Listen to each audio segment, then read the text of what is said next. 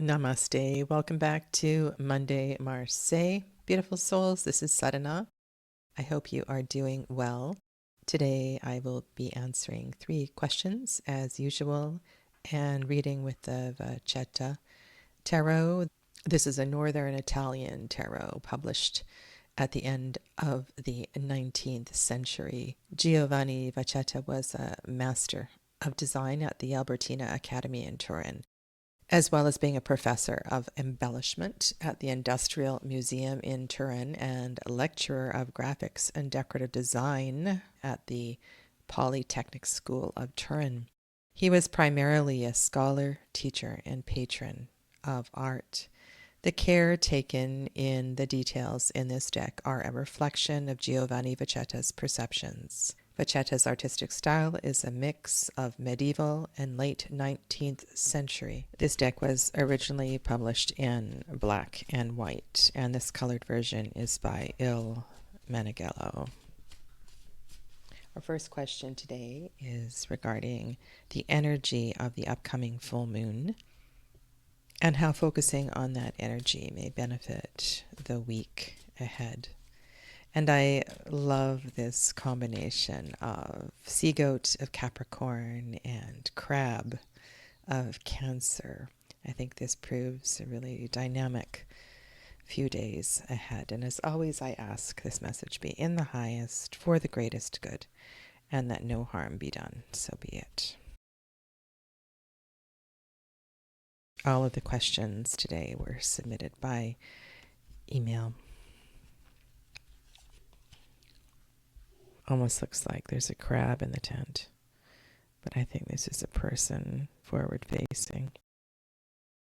So this is the Queen of Spades, knowing exactly what you want, taking what you want, establishing what you want, showing your power, not being afraid to stand for who you are and what you are.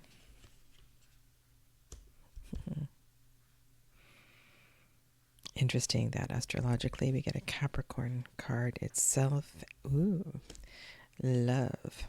I really get a sense of strength having this base of coins here in the reading, along with this powerful honor. And the energy of the Queen of Spades takes control of her finances, of her whole situation. Now there's something really special in this Four of Coins. I hope you can see this is surrounded by bells, and as well there are some musical instruments that are down below here, 4 of them, bringing a really positive energy to this card, almost as if these coins were tinkling in a wind chime itself, providing magical positive energy. And I like how this card is placed center. It feels like its energy is radiating. And if you do read astrologically, this is a solar decan.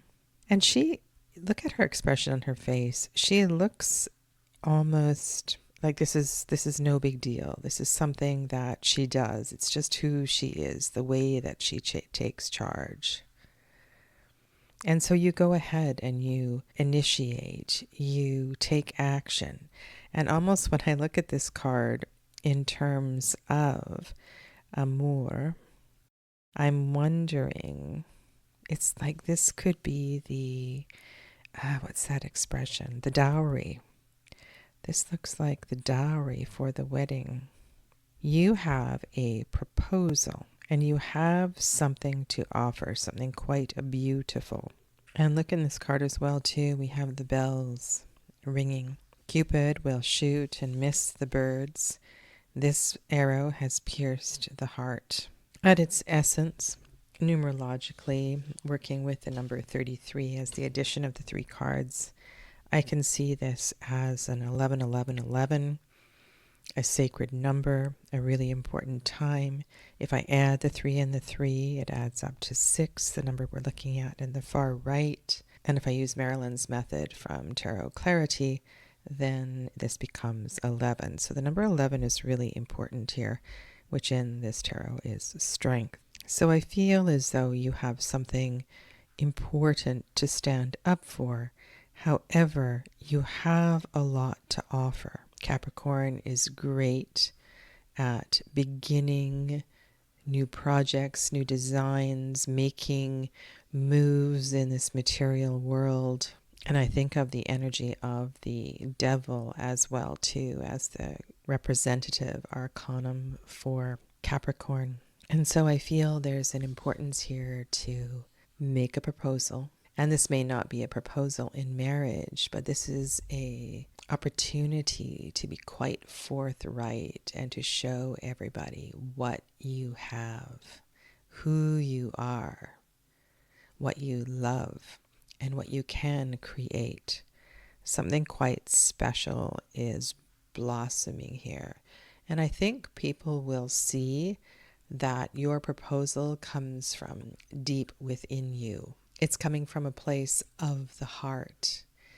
Perhaps normally people see you as quite indifferent, maybe even cold, but this comes with a different energy. And I think this is an optimal time for you to present this, especially as this Capricorn full moon falls within the second decan of Cancer. And this would also suggest a time to bring people together, to honor connections, growth, and building. And I feel that we need to sort of integrate chariot energy here as well, too, acknowledging that this full moon is in the sign of Cancer. Now, I want to kind of take the needle off the record player, scratch the record player, and say, wait, I have another thought.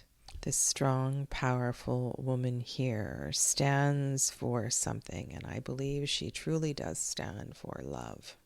In Cancer season, there is often an opportunity to be vulnerable, to come out of the shell, to heal maternal wounds. And so I want to ask you to think about this. What does this dichotomy of powerful woman and this need to present and to speak and to show your heart have to do with your vulnerability? And there is also a possibility that this is even more deeply connected to showing or proving something to a mother or an intergenerational pattern of healing, family, or something in your female lineage. Above all, let people know this is coming from the heart. Allow a sense of joy to be present throughout all of this. Play music, share your toys. And when I think again of the devil as the archetype of Capricorn, that sometimes it's really important to let go, to let the protection, the layers of boundaries fall away and allow your authentic, strong, and joyful self to shine through. Maybe you are not one normally to show your heart and act from that place. It almost feels like what the Queen is holding in this sack here might be her heart, or symbolic of her heart. I hope that touches on something meaningful for you. I look forward to hearing back. Thank you for submitting your question. This next question is somebody from the Facebook group, and they are responding to a post that I put up last week.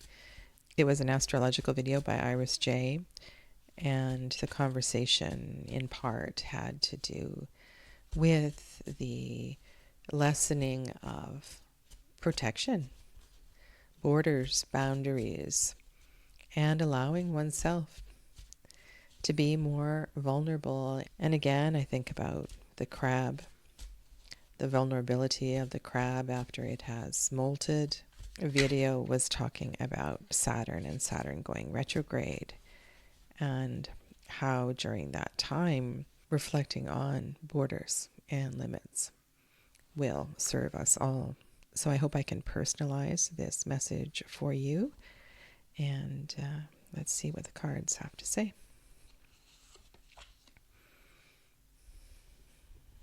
Interesting that we get a card with a border. This woman encircled by the mandorla, by a wreath of 4 seasons, these 4 sacred beings. Allow borders to not only protect you, but celebrate these changing boundaries, these changing borders. I'm thinking of the garden and how in one corner of the garden something may be dying, but on the other side something is beginning to grow. That the border need not be a solid fence or a solid gate, that it is changing. And as the border changes, so do we. We grow and we morph, and we find ourselves in a time perhaps more open to new doors and new opportunities. And I also feel like this is a sort of a dance in the garden kind of message for you, to really celebrate who you are, what you do, what you've done, where you've gone. I don't see a need here for protection. It would also suggest that it's time for you to move beyond this particular garden.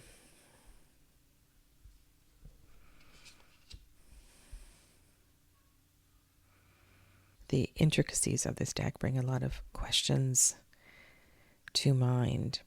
And I feel almost a magician energy here with all your tools available. Yes, there are 2 paths, and yes, there are 2 ways, but between those 2 paths is a tableau of all of your experiences and all of your talents and all of everything that you have available to you. And so I don't think you really can go in a wrong direction here. You are facing away, perhaps facing towards the angel. I believe that you can create anything. This is a message that says, regardless of the direction that you decide to go, look at what you can create, and look at what you can create with your heart. This is extraordinary, this structure here. If this is symbolic of an ending, 9s are also symbolic of endings, conclusions, fulfillment, and rightness. You are indeed ready to go forth. So in terms of your question as what is my relationship with boundaries, I'd say that this is a month where you go beyond your comfort zone, where you don't question limits, and if limits make a presence in your life and you feel restricted in any way, then I indeed would look in the other direction and see what lies over there. I feel like this is an opportunity for you to choose a path you may not have chosen before. Such an interesting combination of swords and cups, and both of these elements speak to the heart. Both of these elements open to a connection of sovereignty, where what we say is what we feel, and what we feel is what we say, and there is no questioning our truth. And so I don't think you will have a difficult time in choosing which door to open and which path to go down. Soften these borders. Look beyond the hedge. Look where like at the beginning I said, look where the plants are dying, and that will be your exit from your present circumstances. Borders and limitations have served in the past, but now I would say it's time to free your spirit and to listen to your heart and to go where you want to go. This reading adds up to 32. If I take 22 away from 32, I get 10. So at its heart, quite profoundly, This is a time of change. And I would say that this is a blessed time of change for you to embrace windows and doors that open and take you down new paths. In looking through the deck to find that Wheel of Fortune card, I'm just reminded of how beautiful this deck is. I think I'm going to read with this deck for a few Mondays and have it out on my table for other querents as well too, because these are such gorgeous cards. All right, the third question comes from someone who's going through quite a challenge and is not sure whether to lean on this support or that support. And she was hoping that the tarot could describe the characteristics of the person, the energy that is best with her at this time. I like using the tarot in this way to describe and to paint a picture. So let's look at these three cards as if we're describing a person. They are young, they are playful, they are open-hearted. And when I say young, they are young at heart.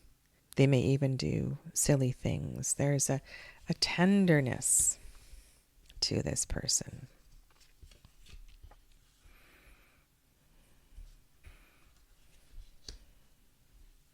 A 2 and a 3.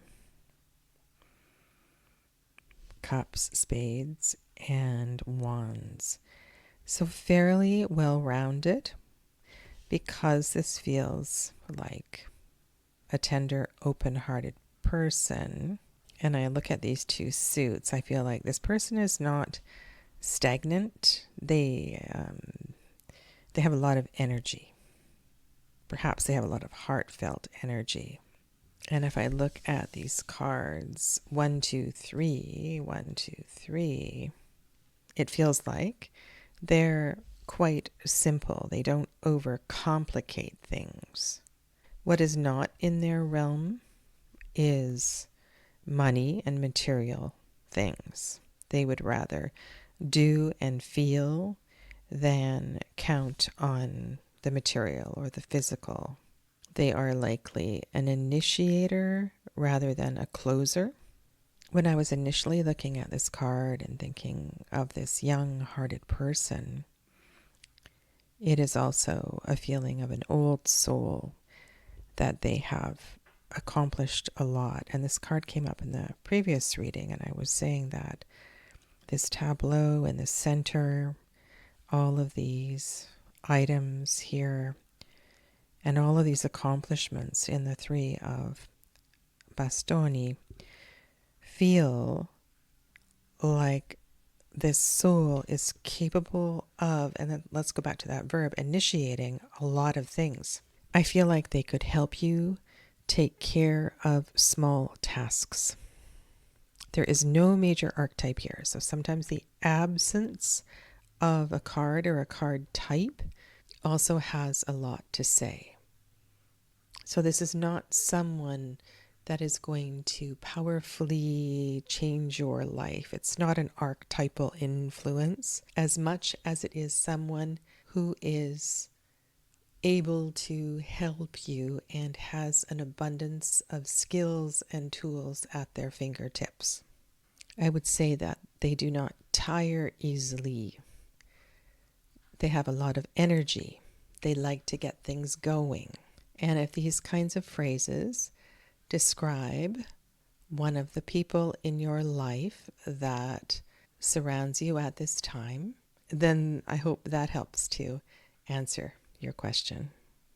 Please know that no matter how big or small your question is, you can either put it in the comments below this video, or you can send me an email at info@integrativehealingwithsadhana.com, and I will answer your question in a future Monday Marseille. And again, this is the beautiful Vacchetta tarot colored by the Il Meneghello studio. Thanks for watching. Namaste.